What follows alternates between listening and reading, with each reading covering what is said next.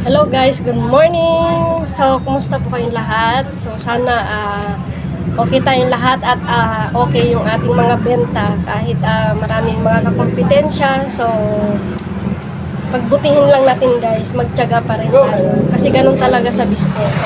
So, itong video na to guys, no, kasi so, ayun nga guys, no, ilang araw na walang dito ng stock ng Marlboro Red. So, I think lahat tayo is aware na guys, no, na ang Marlboro is nagtaas na and tataas na talaga siya.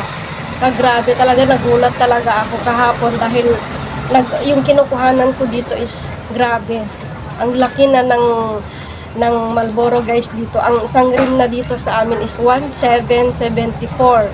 So, grabe yung tinaas. 1,550 dati. Tapos ngayon, 1,774. So, almost 200 din yung tinaas niya, guys. Grabe talaga. Gulat lang gulat ako. Kaya sabi ko, paano ko ba mabebenta to sa mga tao? Sabi ko, gano'n.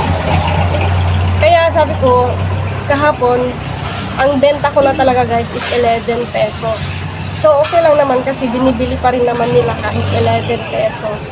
So, sinasabi ko na lang na nagmahal na talaga ang Marlboro Red. And then, so ngayon, siguro hindi na lang muna ako magbebenta nito guys kasi masyado siyang pricey.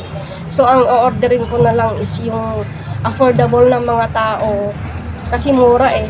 'Di ba? Halos parehas lang naman sila. So, magka-crafted na lang muna ako guys kasi hinahanap din naman yun ng mga tao dito sa akin eh, yung Marlboro crafted na yon.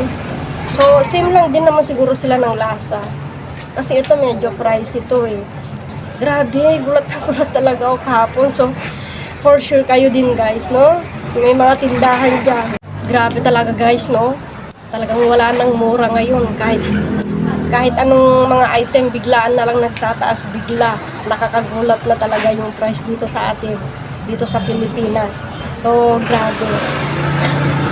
Wala tayong magagawa eh, ganun talaga. Eh, syempre tayong mga tindahan, kailangan din natin kumita, di ba? So, kahit naman mahal guys, binibili pa rin naman ng mga tao kasi no choice din sila. Kasi ano na nila yan eh, bisyo na nila yan eh. So, kasama na yan sa buhay nila. Grabe talaga, nagtaka talaga ako sa tinaas niya, 200 plus, my God. Sa Marlboro, konti lang yung diferensya niya eh, yung tinaas ng Marlboro blue at saka black and lights, konti lang yung diferensya eh. Mabebenta pa yun ng 10 pesos eh, kaya pa ng 10 pesos. So, talagang mag-i-stock na sana ako guys kahapon dun. Napa-order tuloy ako ng wala sa oras sa grocery apps kasi may mga stock pa sila. Pero kahapon, ngayon nag-order ako, wala nang stock ng Marlboro Red, ubus na rin.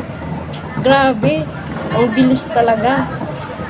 Kaya crafted na lang ang in-order ko guys. Kasi ganun din naman eh. For sure, mabebenta pa rin naman yung crafted. Kasi ang mga tao, mas gusto nila yung affordable. Diba? So, crafted na lang muna. Maybe mag-i-stock pa rin ako pero konti-konti na lang. Para, syempre may choice din sila. 11 or yung crafted, diba? At least may choice pa rin yung mga tao, yung mga customer natin guys. So, grabe, no? My God. Wala na talagang mura dito sa Pilipinas, guys. Kasi hindi naman pwedeng babaan natin. Magtataas sila, magbababa tayong mga tindahan, di ba? Hindi pwedeng ganun kasi paano naman tayo na nangungupahan, di ba? So, kailangan nating kumita talaga.